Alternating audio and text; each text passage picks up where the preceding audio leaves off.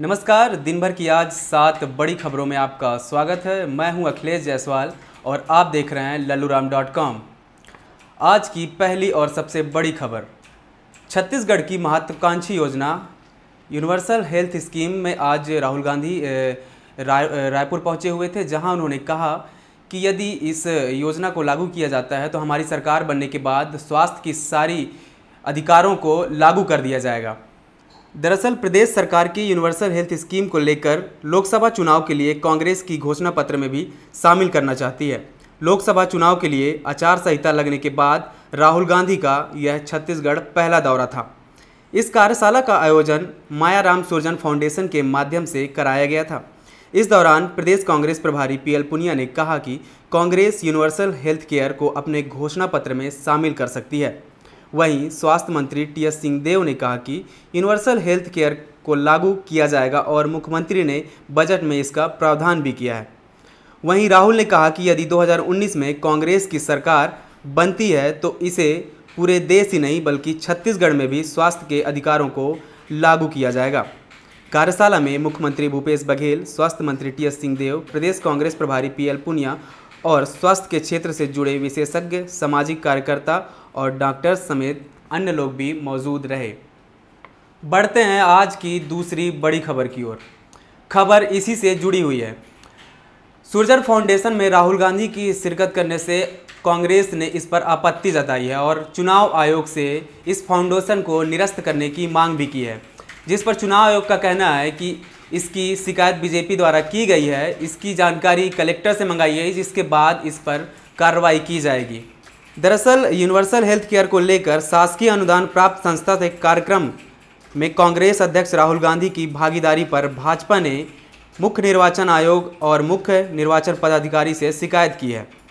भाजपा ने इसे शासकीय धन का चुनाव में उपयोग बताते हुए तत्काल आयोजक संस्थान मायाराम सुरजन फाउंडेशन को निलंबित करने की मांग की है। भाजपा ने कहा है कि लोकसभा चुनाव के मद्देनज़र आचार संहिता लागू होने के बाद कांग्रेस अध्यक्ष राहुल गांधी इस कार्यक्रम में आयोजित संस्था रजिस्ट्रीकरण अधिनियम के प्रावधानों के विपरीत बताया है और इस पर कार्रवाई करने की भी मांग की गई है।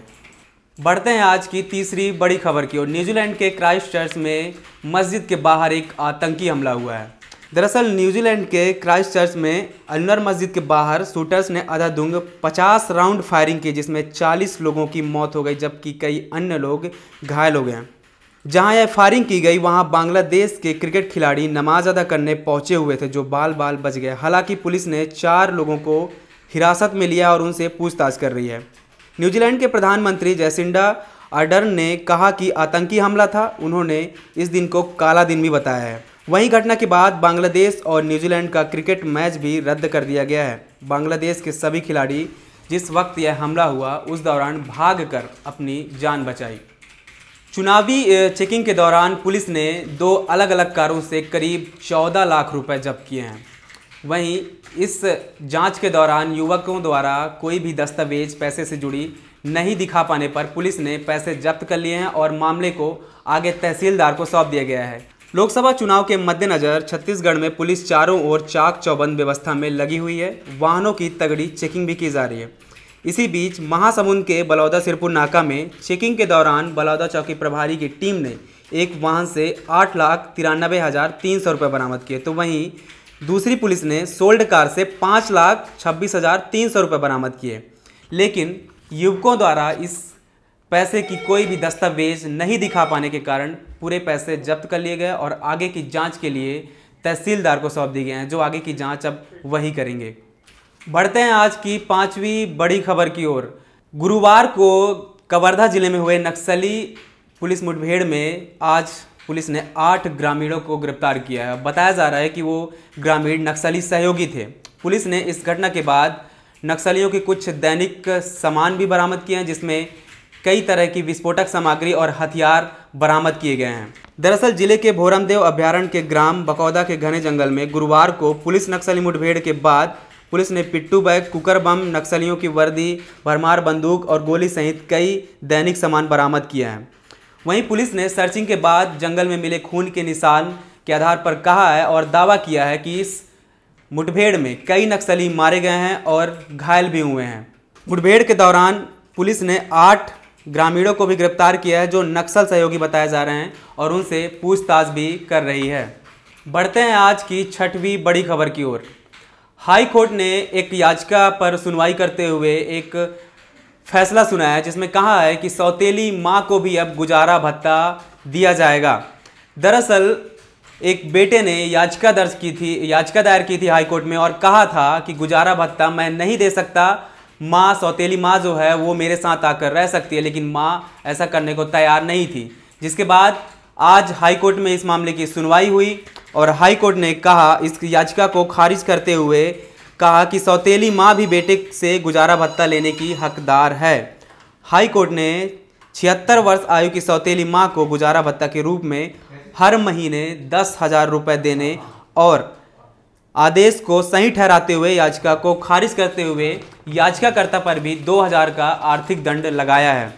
बढ़ते हैं आज की आखिरी और 7वीं बड़ी खबर की ओर। सुप्रीम कोर्ट ने आज एक फैसला सुनाते हुए पूर्व क्रिकेटर श्रीसंत पर लगे आजीवन बैन को खारिज कर दिया है और बीसीसीआई को कहा है कि इस पर पुनर्विचार करना चाहिए। जिसके बाद श्रीसंत ने कहा कि इस फैसले से, सुप्रीम कोर्ट के इस फैसले से मैं काफ़ी खुश हूं और दोबारा खेलने के लिए तैयार हूं। दरअसल टीम इंडिया के पूर्व गेंदबाज श्रीसंत को सुप्रीम कोर्ट से एक बड़ी राहत मिली है। सुप्रीम कोर्ट ने बीसीसीआई की तरफ से इस गेंदबाज पर लगाए गए आजीवन प्रतिबंध को खत्म कर दिया है।